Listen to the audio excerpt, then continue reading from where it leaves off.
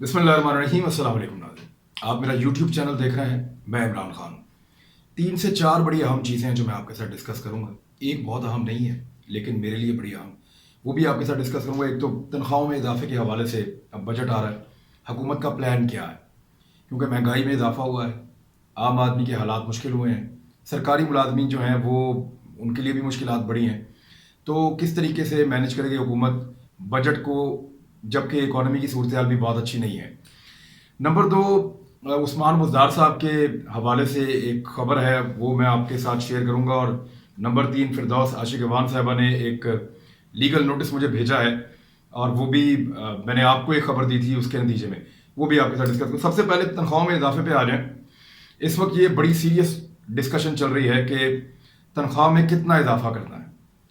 15% का प्रपोजल भी मौजूद है और 20% का प्रपोजल भी मौजूद है। ज़्यादा जो राय है वो 20% की है, क्योंकि महंगाई में इजाफा खासा हुआ है और जो आम आदमी है उसके लिए मुश्किलात में इजाफा हुआ है। जो लोअर ग्रेड के लोग हैं जिनकी तनख्वाहें पहले ही कम हैं, उनकी तनख्वाहों में ज़्यादा इजाफा किया जा सकता है। पेंशन में भी 20% इजाफा जो है वो ज़ेरे गौर है।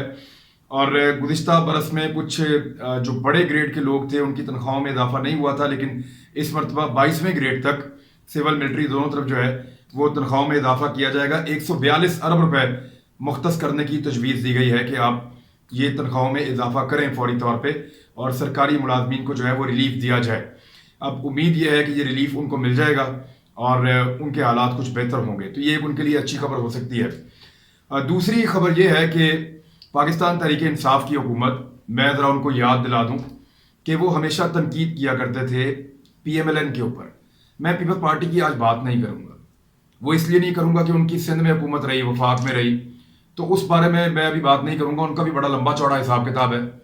लेकिन पंजाब में क्योंकि पाकिस्तान तहरीक इंसाफ का मुकाबला जो है वो मुस्लिम लीग नून के साथ रहा, तो मुस्लिम लीग नून के ऊपर जो एक बहुत बड़ी तनकीद थी वो ये थी कि सरकारी पैसे से बनने वाले तमाम प्रोजेक्ट्स के ऊपर जो अरबों रुपया लगता है वो शहबाज शरीफ साहब और नवाज शरीफ साहब अपने नामों के ऊपर उन प्रोजेक्ट्स के नाम रखते हैं, ताकि लोगों को लगे कि ये नवाज शरीफ ने बनाया, ये शहबाज शरीफ ने बनाया, और इस पे पब्लिक के पैसे का कोई किरदार नहीं है। तो ये जानबूझ कर करते थे, और इस पे पाकिस्तान तहरीक इंसाफ बड़ी तनकीद करती थी कि जनाब अपनी फोटो लगा देते हैं, अपने नाम पे बना देते हैं। मैं कुछ मिसालें आपको गिनवा देता हूँ। नवाज शरीफ किडनी अस्पताल ये स्वात में बना था, नवाज शरीफ अस्पताल कोट ख्वाजा सईद, नवाज शरीफ अस्पताल सोशल सिक्योरिटी का है ये कोट लखपत, फिर एक और सोशल सिक्योरिटी का अस्पताल नवाज शरीफ साहब के नाम पे मुल्तान रोड पे, शहबाज शरीफ अस्पताल बेदियां रोड जो है वो वहाँ पे एक है, नवाज शरीफ अस्पताल यकी गेट एक लाहौर में और है, Nawaz Sharif university of agriculture Multan है, फिर नवाज शरीफ मेडिकल कॉलेज गुजरात है, फिर गवर्नमेंट मियाँ नवाज शरीफ डिग्री कॉलेज सरगोदा है, फिर शहबाज शरीफ पार्क फैसलाबाद है, नवाज शरीफ पार्क लाहौर, बेशुमार वगैरह वगैरह, ये कुछ दर्जनों में है। तो ये माल अपना समझ के, यानी अपना पैसा जेब से लगाना नहीं, पब्लिक का पैसा लगाना और नाम रख लेना अपने ऊपर।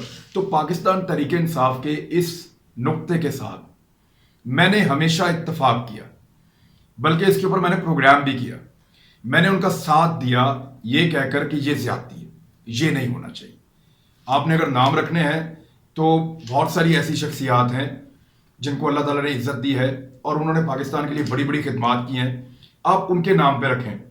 और अगर आपके नाम पे रखना है तो कोई और हुकूमत आके रखे कि नवाज शरीफ साहब ने बहुत खिदमात की हैं, तो उनके नाम पे, आप ही की हुकूमत है, आप ही इक़्तिदार में हैं, आप ही जाके इफ्तिताह कर रहे हैं, नाम भी आपने अपना ही रख लिया। तो ये बड़ी सख्त ज्यादती थी और इस ज्यादती के खिलाफ हमने आवाज उठाई, पाकिस्तान तहरीक इंसाफ ने आवाज उठाई। अब आज मेरे पास खबर है, बड़े भारी दिल के साथ मैं आपको दे रहा हूं, पाकिस्तान तहरीक इंसाफ ने उस्मान बुज़दार साहब को वज़ीर आला पंजाब बनाया। उन्होंने DG खान के अंदर एक बड़ा जबरदस्त इंस्टीट्यूट ऑफ कार्डियोलॉजी जो है उसकी बुनियाद रखी है, संगे बुनियाद। अब यहाँ पे 200 बेड होंगे, पहले मरले में 100 बेड बनेंगे, और ये जो प्रोजेक्ट है ये 4.28 बिलियन का है, यानी 4 अरब 28 करोड़ रुपए का इनिशियली ये प्रोजेक्ट है, और इसके अंदर बाद में तौसीह भी की जाएगी। तो इसका जो नाम रखा है उस्मान बुज़दार साहब की पंजाब हुकूमत ने, पता नहीं किसने उनको ये मशवरा दिया, सरदार फतेह Mohammad Khan Buzdar institute of cardiology. अब ये उनके वालिद साहब का नाम है, वो MP रहे हैं वहाँ से और एक से ज़्यादा मरतबा रहे हैं। तो उन्होंने अपने वालिद साहब के नाम के ऊपर सरदार फतेह Mohammad Khan Buzdar institute of cardiology وہاں پہ بنا دیا ہے، جو پاکستان تحریک انصاف کے نظریے سے، پاکستان تحریک انصاف کی پالیسی سے بالکل متصادم ہے۔ اب پاکستان تحریک انصاف کی حکومت اور خاص طور پہ عمران خان صاحب کی ذمہ داری ہے کہ وہ اس کا نوٹس لیں اور اس کو واپس ریورس کریں، کیونکہ وہ خود تنقید کرتے رہے تو ان کو حق نہیں پہنچتا کہ ان کا وزیر اعلیٰ اس طرح کا کوئی کام کرے۔ تو مجھے امید تو ہے کہ عمران خان صاحب کے جب یہ نالج میں آئے گا تو وہ اس کو بدل دیں گے، اور عثمان بزدار صاحب کو جس نے بھی یہ الٹا مشورہ دیا ہے، چاہے وہ کوئی بیوروکریٹ ہے جو ان کو خوش کرنا چاہتا ہے، چاہے کوئی سیاسی چمچے ہیں جو یہ چاہتے ہیں کہ عثمان بزدار صاحب خوش ہو جائیں گے، تو عثمان بزدار صاحب آپ کا اور آپ کے والد کا نام اس لیے نہیں ہوگا۔ بہت سارے لوگ جو ہیں انہوں نے بہت بڑے بڑے کام کیے ہیں، لیکن ان کے ناموں کے اوپر چیزیں موجود ہوں اس سے وہ مشہور ہوں، ایسا نہیں ہوتا۔ نام بڑا ہوتا ہے اس آدمی کے کام سے۔ آپ کام کرتے جائیے، لوگ آپ کے نام کو، آپ کے والد کے نام کو نہ صرف یاد رکھیں گے بلکہ آپ کو دعائیں دیں گے۔ تو یہ ضروری نہیں تھا، یہ غیر ضروری ہے اور پاکستان تحریک انصاف کی پالیسی سے متصادم ہے۔ عمران خان صاحب سے اور پاکستان تحریک انصاف سے گزارش ہے کہ عثمان بزدار صاحب کو سمجھائیں اور اس کو بدلیں۔ دوسرا، محترمہ فردوس عاشق ایوان صاحبہ نے مجھے ایک لیگل نوٹس بھیجا ہے اور اس کو انہوں نے ٹویٹ بھی کیا ہے۔ میں کل ٹریول میں تھا، اسلام آباد تھا، ٹریول کر رہا تھا، تب کسی نے مجھے یہ بھیجا تو اس وقت میں اس کا جواب نہیں دے پایا، لیکن اب میں ذرا ڈیٹیل میں آپ کو بتا دوں۔ یہ میں نے ایک خبر دی تھی ان کے حوالے سے کہ پرائم منسٹر ہاؤس کی ایک میٹنگ میں ان کے ساتھ کیا ہوا اور کس طریقے سے وہ بار بار انٹرپٹ کرتی تھیں، بار بار بیچ میں بولتی تھیں، پرائم منسٹر ان کو ٹوکتے تھے، حتیٰ کہ پرائم منسٹر کو میز پہ مکہ مارنا پڑا ان کو منع کرنے کے لیے، یہاں تک کہنا پڑا کہ آپ اگر نہیں چپ کرتی تو آپ یہاں سے اٹھ کے باہر چلی جائیں۔ اور یہ میں نے 3 سورسز سے کنفرم کیا تھا، اور کل ایک اور سورس نے بھی کنفرم کر دیا میری اس خبر کو۔ تو فردوس عاشق ایوان صاحبہ کو بڑی سخت شرمندگی کا سامنا کرنا پڑا۔ عمران خان صاحب نے وہ 6 مرتبہ بولی، ان کو 6 مرتبہ ٹوک کے چپ کرایا اور خان صاحب کو چیخنا پڑا وہاں پہ ان کو چپ کروانے کے لیے۔ تو یہ صورتحال ہوئی تھی اس میٹنگ کے اندر، ان کو بڑی سختی کا سامنا کرنا پڑا، اور یہ حال ہی میں ہوئی تھی میٹنگ، اس کے گواہ موجود ہیں۔ دوسرا، ان کے بارے میں ایک انکوائری ہوئی، اس انکوائری میں پتہ چلا کہ ان کے جو ہے معاملات وہ ٹھیک نہیں ہیں اور مبینہ طور پہ کرپشن کی داستان ہے۔ تو عمران خان صاحب نے نوٹس لیا اور نوٹس لے کے ان کو جو ہے وہ عہدے سے ہاتھ دھونا پڑا، اور ان کی جگہ کے اوپر جو ہے وہ 2 لوگ آ گئے۔ ایک ان کی جگہ کے اوپر 2 عاصم باجوہ صاحب آ گئے ہیں، سابق جنرل ہیں، اور شبلی فراز صاحب جو ہیں وہ بطور وزیر اطلاعات انہوں نے آ کے جوائن کر لیا ہے۔ اب فردوس عاشق ایوان صاحبہ کو پہلے تو یہ ہوا کہ یہ خبر اس تک پہنچی کیسے عمران خان تک، اور پھر ان کو یہ ہوا کہ یہ خبر اس نے دی کیوں عمران خان نے۔ تو جی میرے پاس جو خبر آئے گی تو میں ڈرتا ورتا تو نہیں ہوں آپ سے، نہ آپ کے نوٹس سے، تو خبر تو میں دوں گا۔ اب معاملہ یہ ہے کہ انہوں نے مجھے جو ہرجانہ کیا ہے وہ کیا ہے 2 ارب روپے کا۔ تو میرا اپنے دیکھنے والوں سے جن کو میں نے یہ خبر دی تھی ان سے میرے 2 سوالات ہیں۔ ایک تو وہ کہہ رہی ہیں معافی مانگ لیں، کیا مجھے ان سے معافی مانگنی چاہیے؟ دوسرا وہ کہہ رہی ہیں کہ 2 ارب روپے آپ نہیں تو ہرجانہ دیں۔ تو کیا 2 ارب ہرجانہ بنتا ہے، یا میں تو دے نہیں سکتا یہ 2 ارب کا ہرجانہ؟ بہرحال انہوں نے 2 ارب روپے کا ہرجانہ مانگ لیا ہے میرے سے، تو مجھے تو ایسا لگتا ہے کہ مجھے جا کر عدالت میں ان کا سامنا کرنا چاہیے اور اس مقدمے کو لڑنا چاہیے۔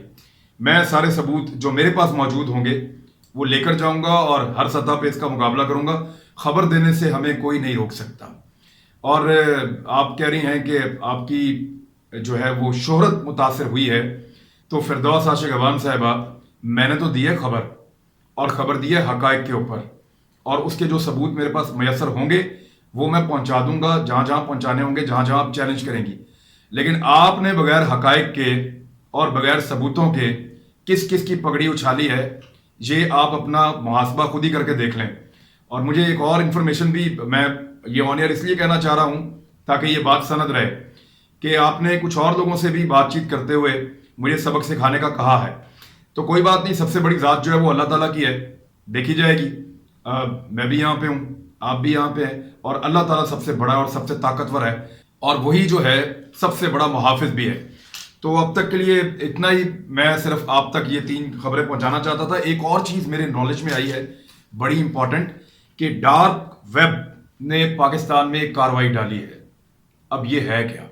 اس پہ میں نے ریسرچ شروع کر دی ہے، یہ میں آپ کے ساتھ شیئر کروں گا۔ یہ آپ کو حیران کر دینے والی سٹوری ہے کہ پاکستان میں انہوں نے ڈیٹا چوری کیا ہے۔ کس طرح کیا ہے، کن لوگوں کا کیا ہے، اس سے یہ کیا حاصل کریں گے، اور جن کا چوری ہوا ڈیٹا ان کو کیا نقصان ہو رہا ہے اور یہ لوگ کام کیسے کرتے ہیں، اس کے بارے میں ایک ڈیٹیل میں آپ کے سامنے پورا ایک وی لاگ پیش کروں گا جلدی 1-2 دنوں میں اس پہ، کیونکہ اب ہم کام کر رہے ہیں۔